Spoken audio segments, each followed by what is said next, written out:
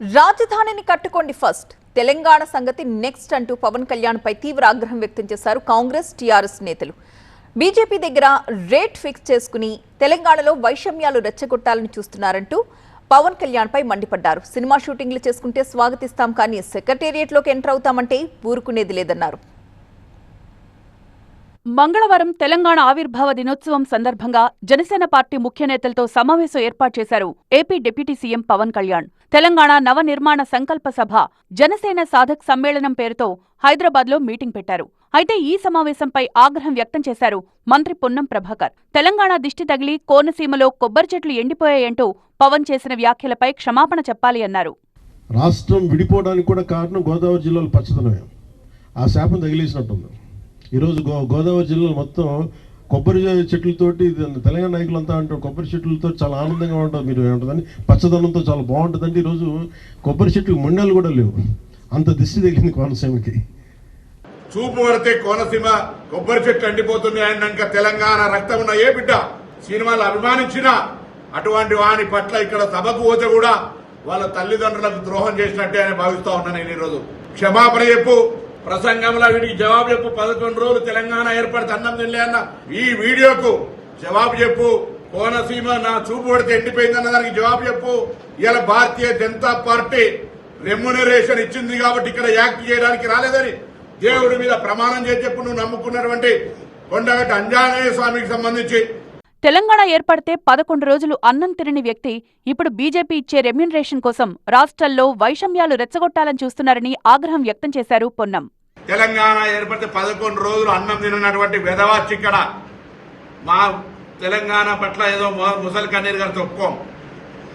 వాస్తవంగా పవన్ కళ్యాణ్ నటుడు, అది విలన్ వేషమైనా, గుండా వేషమైనా, హీరో వేషమైనా, రౌడీజమైనా, ప్రేమించే విషయమైనా, ఎంతమందిని నిజ జీవితమా సినిమా జీవితమా ఎన్ని చేసినా దట్ ఈస్ యువర్ ఇండివిజువల్. ఈరోజు కూడా తెలంగాణలో రెచ్చగొట్టేటువంటి విద్వేషపూరితమైన వ్యాఖ్యలు మాట్లాడడం ద్వారా తెలంగాణ వాతావరణాన్ని కలుషితం చేయాలి అనేటువంటి రేటు ఫిక్స్ చేసుకొని భారతీయ జనతా పార్టీ తోటి తెలంగాణలో ఈ నటన స్టార్ట్ చేసిండు. తెలంగాణలో నవనిర్మాణ సభ పెట్టాల్సిన అవసరం ఏంటని ప్రశ్నించారు మంత్రి. ఈ నవనిర్మాణ సభను పెడతారు, పోయి గుజరాత్లో పెడతలేవు, పక్కన కేరళలో పెడతలేవు, పక్క తమిళనాడు పెడతలేవు. ఓన్లీ తెలంగాణకు వచ్చి ఆయనే పైసలు ఇస్తే ఏ నటన అంటే ఆ నటన ఏమంటాడు, ఏ డ్రెస్ వేసుకోమంటే ఆ డ్రెస్ వేసుకొని ఎగురుతాడు. ఇగో ఇక్కడికి వచ్చి భారతీయ జనతా పార్టీ డైరెక్షన్ ఇలా ఈ డ్రెస్ వేసుకొని ఎగురుతుండు. తెలంగాణ వైషమ్యాలు సృష్టించాలి, రాజకీయమైనటువంటి విమర్శపూరితంగా మాట్లాడాలి. ఏపీ నేతలు ఆ రాష్ట్ర రాజకీయాలు సరిగా చేస్తే చాలు అన్నారు తెలంగాణ రక్షణ సేన అధినేత కవిత. 13 ఏళ్లైనా రాజధాని కట్టుకోలేని నేతలు తెలంగాణ నిర్మిస్తాము అనడం హాస్యాస్పదమన్నారు. రావచ్చు, పోవచ్చు, షూటింగ్లు చేసుకోవచ్చు, మాకు అన్ని రైట్స్ ఉన్నాయి. మేము అనుకున్నది మేము ఖచ్చితంగా చెప్తాం. రాజకీయంగా దమ్ముంటే దాన్ని ఎదుర్కోండి. మీ కాడ రాజధాని కట్టుకున్నాడు రాదు శాత కాదు, కానీ ఇడికొచ్చాక తెలంగాణ నవనిర్మాణం చేస్తాడు. మా పని మేము చేసుకుంటాం, మా నిర్మాణం మేము చేసుకుంటాం, మా కథలు మేము పడతాం.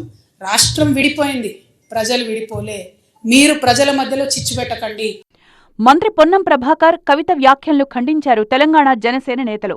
గతంలో మాట్లాడిన వ్యాఖ్యలకు గతంలోనే పవన్ కళ్యాణ్ వివరణ ఇచ్చారన్నారు. కొండగట్టు ఆలయానికి టీటీడీ నుంచి నిధులు తెచ్చారన్నారు. యువతలో నూతనోత్తేజం నింపేందుకొస్తోన్న పవన్ కళ్యాణ్ పై ఇష్టమొచ్చినట్లు మాట్లాడితే ఊరుకునేది లేదన్నారు. ఇదే తెలంగాణ గడ్డ మీద పుట్టిన పార్టీ జనసేన.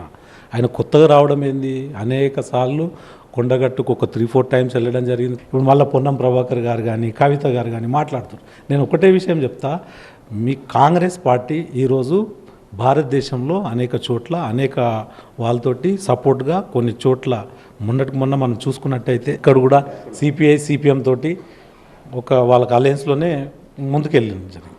అట్లా మేము ఎన్డీఏలో భాగస్వామ్యంలో ఆంధ్రప్రదేశ్లో ఉన్నాం. ఇక్కడ కూడా మేము గతంలో పోటీ చేయడం జరిగింది, మీకు తెలుసు. 2019లో 2023లో అంటే ఒక నిజాయితీ పరుడు ఒక రాజకీయాలలో వచ్చి తెలంగాణ యువతకు ఒక మంచి పిలుపు ఇవ్వబోతుంటే మీరు అడ్డుకోవడానికి ఈ రకంగా చేయడం అనేది చాలా బాధాకరం. కొత్త పార్టీలు ఉండొద్దు, ఈ యువత వేరే పార్టీ వైపు చూడొద్దు, చూస్తే మీ వైపే చూడాలి. అది ఎంతవరకు న్యాయం అండి ఇది? ఎందుకంటే భారతదేశంలో, స్వతంత్ర భారతదేశంలో రాజ్యాంగం ఇచ్చిన హక్కు. పవన్ కళ్యాణ్ గారు మంచి ఆలోచనతోటి ఈ యొక్క సంకల్ప సభ అనేది పెట్టడం జరిగింది. వైఎస్ రాజశేఖర రెడ్డి లాంటి నేతలు తెలంగాణకు వ్యతిరేకంగా మాట్లాడినప్పుడు ఖండించని కాంగ్రెస్ నేతలు ఇప్పుడు పవన్ కళ్యాణ్ ను టార్గెట్ చేయడం సరికాదన్నారు తెలంగాణ జనసేన నేత శంకర్ గౌడ్.